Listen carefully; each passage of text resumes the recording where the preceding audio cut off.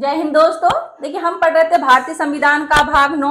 ठीक है, आर्टिकल आपका 243 से स्टार्ट हो जाते हैं। ठीक है जी, परिभाषाएं देखी थी भाग 9 में हमने।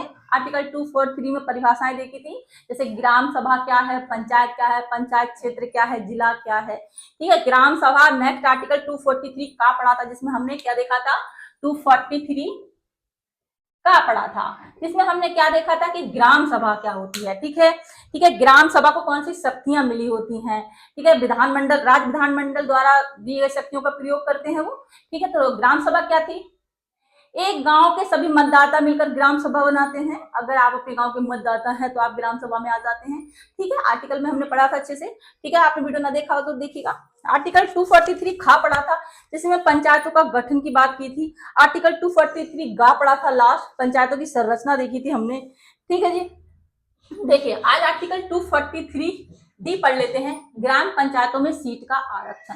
ठीक है, ग्राम पंचायतों में सीट का आरक्षण मतलब किसे कितनी परसेंट सीटें मिली हुई हैं। एससी जो एससी और एसटी कैटेगरी हैं, इनके लिए सीटों का आरक्षण मिला हुआ है। महिलाओं के लिए 1/3 आरक्षण मिला हुआ है। और एससी एसटी कैटेगरी में जो आरक्षण मिला हुआ उनकी जनसंख्या के अनुपात में मिला हुआ है। ठीक है जी, देखिए पढ़ लेते हैं। देखिए, ग्राम पंचायत गांव की सबसे छोटी इकाई, सरकारी इकाई है, पढ़ा था हमने ग्राम। ठीक है, ग्राम पंचायत सबसे निम्न स्तर की है, उसके बाद आपका मध्यवर्ती स्तर आ जाता है, फिर आपका जिला स्तर आ जाता है। ठीक है, 3 स्तरीय पंचायतों की गठन की बात पढ़ी थी हमने आर्टिकल्स में। ठीक है, तो देखिए जहाँ की जिस राज्य की जनसंख्या, मतलब जहाँ की जनसंख्या 20 लाख से कम है, वहां पर 3 स्तरीय पंचायतें नहीं थी, वहां 2 स्तर देखी थी हमने। ठीक है, जिसमें कि ग्राम पंचायत और आपका जिला पंचायत। ठीक है, तो देखिए ग्राम पंचायत गांव की सबसे छोटी सरकारी इकाई है, जहां स्थानीय लोग मिलकर विकास कार्य के फैसले लेते हैं। ठीक है, जहां स्थानीय लोग मिलकर विकास के फैसले लेते हैं। आर्टिकल 243 डी क्या कहता है कि हर पंचायत में कुछ सीटें विशेष तौर पर अलॉट की जाती हैं। ठीक है, कुछ सीटें विशेष तौर पर अलॉट की जाती हैं। ठीक है, इसका मतलब क्या है कि ग्राम पंचायत के सभी चुने हुए सदस्यों में अनुसूचित जाति, अनुसूचित जनजाति और महिलाओं के लिए आरक्षित सीटें होंगी। ठीक है, महिलाओं के लिए भी आरक्षण है, एससी एसटी कैटेगरी के लिए आरक्षण मिला हुआ है। ठीक है, देखिए एससी और एसटी का आरक्षण देख लेते हैं। ग्राम पंचायत की कुल सीटों में एससी एसटी आबादी के अनुपात में करीब उसी अनुपात में इन वर्गों के लिए आरक्षित रहती हैं। आबादी के अनुपात में उनको आरक्षण मिलता है। किस तरह से उदाहरण देखते हैं, समझ में आएगा।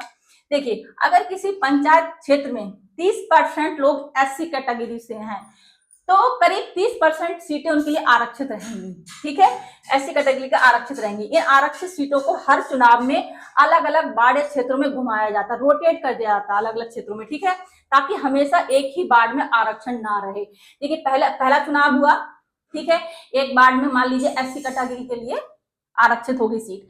नेक्स्ट चुनाव में वो रोटेट कर दिया जाएगा। ठीक है, फिर दूसरे वार्ड, फिर जहां पे एससी को मौका मिला था, फिर दूसरी कैटेगरी को वहां पे मौका मिलेगा। इस तरह से रोटेट करके रखा जाता ताकि एक ही सीट को आरक्षण ना मिले, सभी को मौका मिले। ठीक है, देखिए यदि किसी पंचायत में मान लीजिए 10 सीटें हैं और वहां की आबादी में 30% लोग एससी यानी अनुसूचित जनजाति से, सॉरी अनुसूचित जाति से हैं। ठीक है, एससी कैटेगरी से हैं, तो करीब 30% यानी 3 सीटें एससी उम्मीदवारों को मिलेंगी।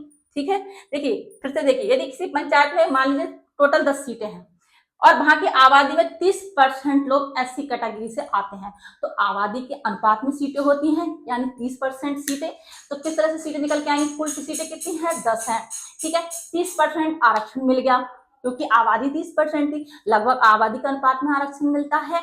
तो 10 सीटों का 30% निकाल लीजिए। ठीक है, टोटल 10 सीटें 30% निकालेंगे तो कैसे करेंगे यहाँ पे, देखिए ठीक है, 10 सीटें हैं, 30% आरक्षण हो गया, क्योंकि जनसंख्या उतनी ही है, 0 से 0 गया, यानी 3 सीटें निकल के आ गई।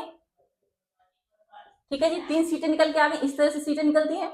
ठीक है, अब देखिए महिलाओं का आरक्षण 1/3 आरक्षण महिलाओं को मिला हुआ है। ठीक है, देखिए आर्टिकल 243 डी का क्लॉज 3 के अनुसार पंचायत की कुल सीटों का कम से कम 1/3 हिस्सा महिलाओं के लिए आरक्षित रहता है। ठीक है, जिसमें वह प्रतिशत भी शामिल होता है जो एससी एसटी महिलाओं के लिए मिला हुआ है। ठीक है, तो अगर कोई महिला जो खड़ी हो रही है, एक तो महिला है तो उनको आरक्षण मिला हुआ है, ऊपर से वो एससी एसटी कैटेगरी के दोहरा आरक्षण समझ लीजिए। ठीक है जी, देखिए महिलाओं के लिए कुल 1/3 आरक्षण पहले से SC ST महिलाओं के लिए अलग से जो सीटें आरक्षित है वो भी इसमें शामिल होती हैं। ठीक है, माना एक पंचायत में 10 सीटें हैं, महिलाओं को 1/3 आरक्षण मिला यानी 3 सीटें, इनमें से एक सीट पहले ही SC महिला के लिए आरक्षित थी, तो ठीक है, बाकी की जो 2 सीटें हैं, ठीक है, मतलब पहले से एक सीट आरक्षित थी महिलाओं के लिए, फिर वो महिला भी थी, दोबारा तो चुनाव वहां पे चुनाव क्षेत्र में खड़ी होती हैं। ठीक है, जो पहले से आरक्षण मिला हुआ था 1/3 और SC कैटेगरी की महिला खड़ी होती हैं। ठीक है, एक सीट पहले से महिला के लिए आरक्षित थी। ठीक है, तो उनको दोहरा आरक्षण मिल जाएगा, बाकी की 2 सीटों के लिए चुनाव लड़ सकती है वो। ठीक है जी, तो उनको दोहरी आरक्षण व्यवस्था का लाभ हो जाता है। ठीक है, देखिए एक उदाहरण है, देखिए आर्टिकल में इतना ही था, कुछ इतना है नहीं। आरक्षण की बात थी तो आरक्षण आपको समझ में आया।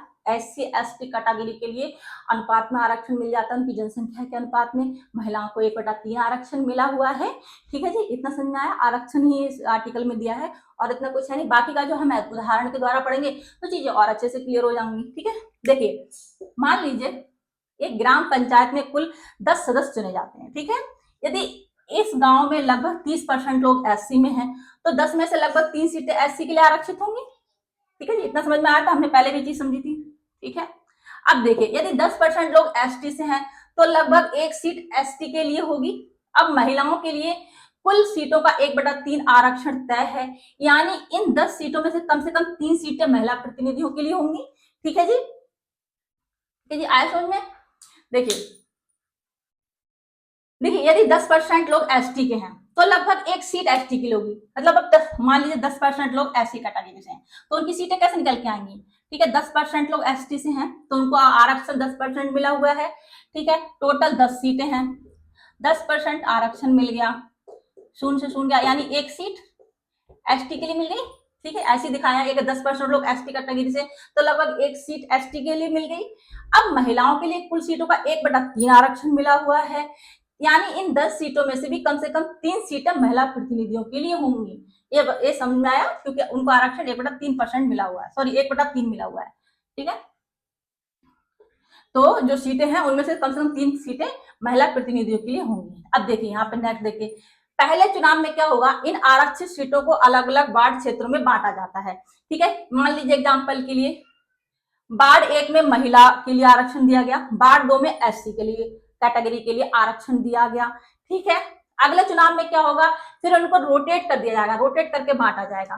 पहले जहाँ पे मतलब वार्ड 1 के लिए महिला के लिए आरक्षण था तो वहां पे अब क्या हो जाएगा, नेक्स्ट चुनाव में SC के लिए आरक्षण हो जाएगा। इस तरह से रोटेट किया जाता है आरक्षण को। आया समझ में।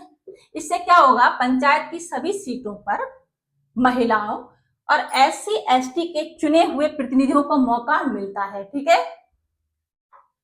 एग्जाम्पल देखिए पहले चुनाव में 3 महिला उम्मीदवार, एक SC महिला, एक ST महिला, एक समान महिला। ठीक है, 3 SC उम्मीदवार और एक ST उम्मीदवार जीत सकते हैं। अगले चुनाव में वही आरक्षण रोटेट करके घुमा दिया जाएगा, दूसरे वार्डों पर लागू हो जाएगा। ठीक है, एक मान लीजिए एक आरक्षण इस तरह से मिला हुआ है, दोबारा वही आरक्षण रोटेट कर दिया जाएगा। ठीक है, दूसरे वार्ड के लिए। ठीक है, तो इस तरह से घुमा दिया जाता है आरक्षण वगैरह। ठीक है, ये सब कौन तय करता है कि किस क्षेत्र के लिए किस वार्ड के लिए कौन सीट आरक्षित की जाएगी, ये आपका राज्य चुनाव आयोग वगैरह ये सब तय करते हैं। ठीक है, देखिए अगर सीट SC महिला के लिए आरक्षित है तो यहाँ पे कुछ क्वेश्चंस हैं। देखिए अगर सीट SC महिला के लिए आरक्षित है तो उस सीट पर सिर्फ SC वर्ग की महिला ही चुनाव लड़ सकती हैं। ठीक है, इतना कंफर्म है। उस सीट पर समान वर्ग या पुरुष उम्मीदवार उस सीट पर उम्मीदवारी नहीं भर सकता। ठीक है, इतना ध्यान में रखिएगा। अगर कोई सीट SC महिला के लिए आरक्षित है तो उस सीट पर सिर्फ SC वर्ग की महिला ही चुनाव लड़ सकती है। ठीक है, उस सीट पर कोई समान वर्ग या अन्य कैटेगरी का पुरुष नहीं लड़ सकते चुनाव। ठीक है, अगर सभी SC महिलाएं उम्मीदवार द्वारा हार जाती हैं। ठीक है, अगर सभी महिलाएं जो SC कैटेगरी की थी खड़ी होती हैं, जो मतलब SC कैटेगरी को आरक्षण मिला हुआ है इस बार। ठीक है, चुनाव आयोग ने वहां पे SC कैटेगरी के लिए आरक्षण किया हुआ है किसी वार्ड के लिए, क्षेत्र के लिए।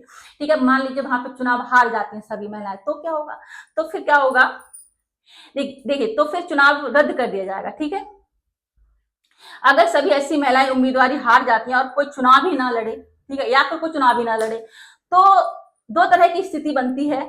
अगर SC महिला चुनाव में खड़ी ही नहीं हुई, यानी नामांकन ही नहीं हुआ, तो चुनाव उस वार्ड में रद्द कर दिया जाएगा। ठीक है, अगर सीट आरक्षित है SC महिला के लिए तो उसे कोई और वर्ग एससी पुरुष या समान महिला या ओबीसी आदि नहीं जीत सकता, चाहे उसे कितने भी वोट क्यों ना मिले हो। तो जिसके लिए आरक्षित रहती है सीटें, अगर वो नहीं खड़ा हुआ है या हार जाते हैं तो चुनाव उस वार्ड के लिए रद्द कर दिए जाते हैं। आया समझ में, जहां की सीटें आरक्षित होंगी वही खड़े हो सकते हैं और उनको वो चुनाव जीतेंगे, ठीक है, तो फिर वो जीती जाएंगी। ठीक है जी, ठीक है जी, आया समझ में। ठीक है, इतना ही था इस आर्टिकल में दोस्तों। तो ये सब कौन सी ये सीट कहाँ पे कौन सी आरक्षित होगी, तो आपका ये चुनाव आयोग और ये राज्य सरकार मिलकर सब डिसाइड करते हैं। आया समझ में। ठीक है जी, हम नेक्स्ट वीडियो में कुछ और आर्टिकल्स देख लेंगे। स्थानों का आरक्षण तो आपका ये बता देता है 243 घ यानी डी। ई पढ़ेंगे हम, पंचायतों की अवधि आदि दी हुई है इसमें। ठीक है जी, नेक्स्ट वीडियो में मिलते हैं कुछ इंपॉर्टेंट जानकारी के साथ में। ठीक है, जानकारी समझ में आई हो तो चैनल को लाइक शेयर जरूर करें दोस्तों, मोटिवेशन मिलता है। हम नेक्स्ट वीडियो मिलते हैं, तब तक के लिए थैंक यू सो मच, जय हिंद।